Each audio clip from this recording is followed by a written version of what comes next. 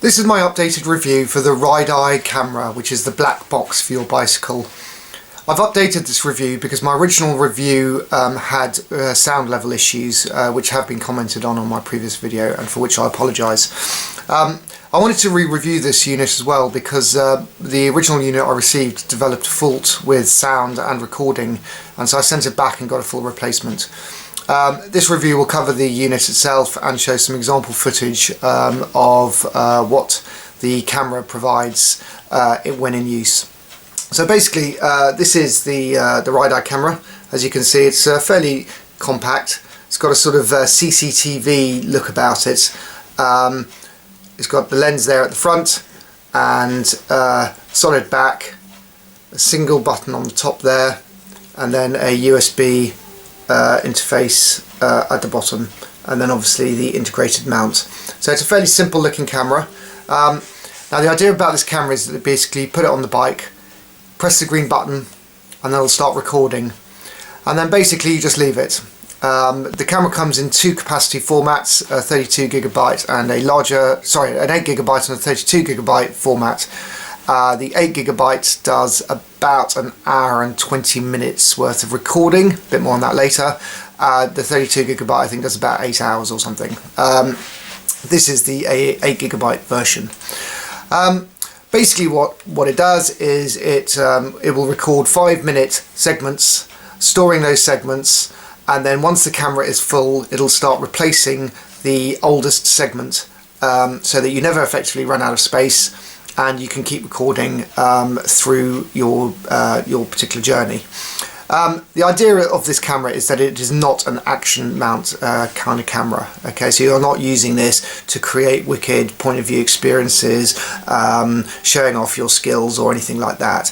It's really designed, as the name suggests, a black box for your bike. So if you're going along and you're in an accident or there's an incident, you can rely on the Rideye to have captured that and hopefully give you some evidence should you need it. A couple of things on that.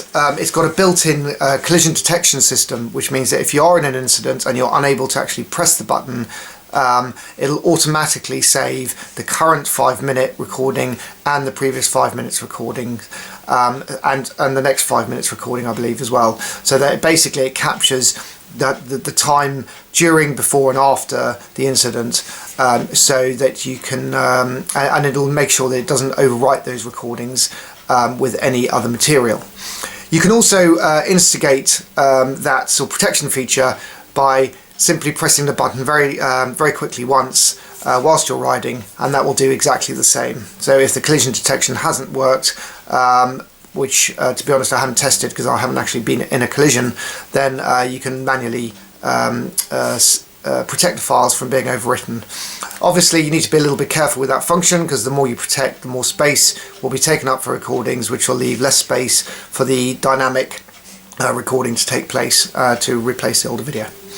Another criticism with the original Rideye was that the mount was extremely rattly. So when you'd record some footage, all you would hear from the microphone was the constant hum and rattle from the mount. Rideye were fairly quick to address this and created a new integrated firmer mount that doesn't move on its mount, and provides a much more stable attachment to the bike itself. That seems to have been fairly successful actually, and in my experience a lot of that very annoying sort of rattling has disappeared from recordings.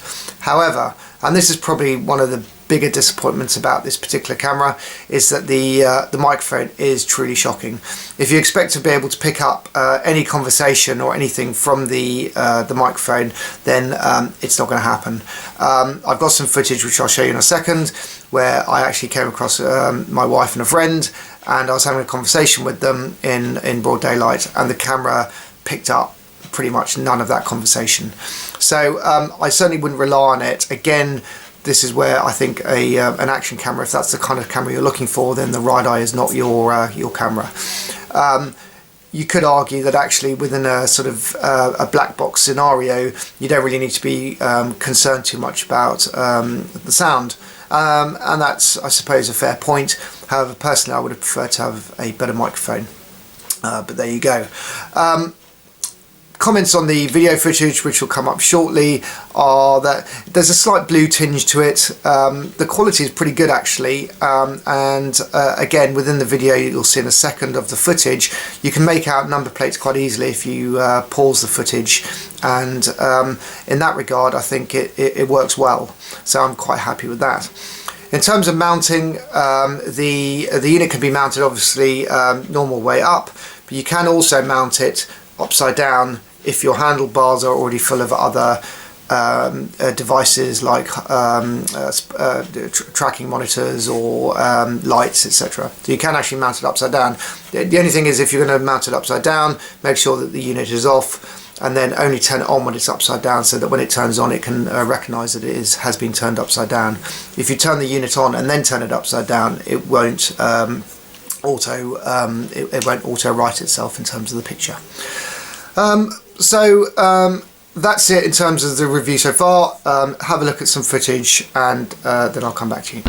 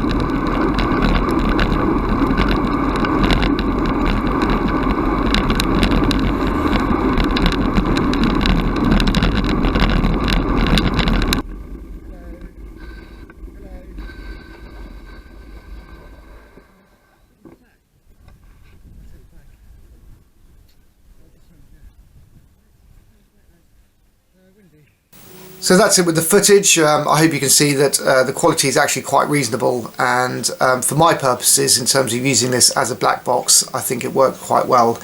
Battery life is fairly good. I don't think you need to be worrying about it if you're going on for a long ride. It'll just sit there and record. I have had some feedback, or seen some feedback, that suggests that the battery life comes down quite significantly with time. That's not something I've experienced. Obviously this is a kind of replacement unit, so I haven't got to that point yet, but should that be the case, I will obviously either create a new video or put that point in the comments as well.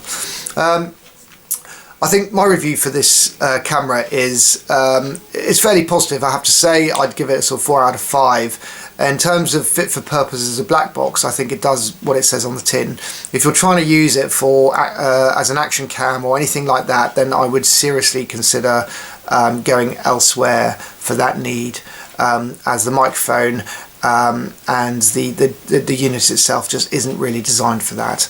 Also, if you're into sort of stunts and tricks and stuff, you'll find that the unit's probably activating its collision detection all the time, protecting loads of files, and you're running out of disk space. So yeah, that's the black box, Rideye Black Box camera for your bike.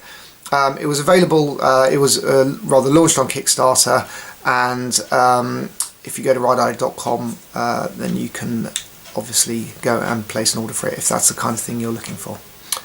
Thanks very much for watching. Hope you like that. Please do check out my other videos, and if you've got any comments, please do put them in the comment section and I'll try and answer them for you. Thank you.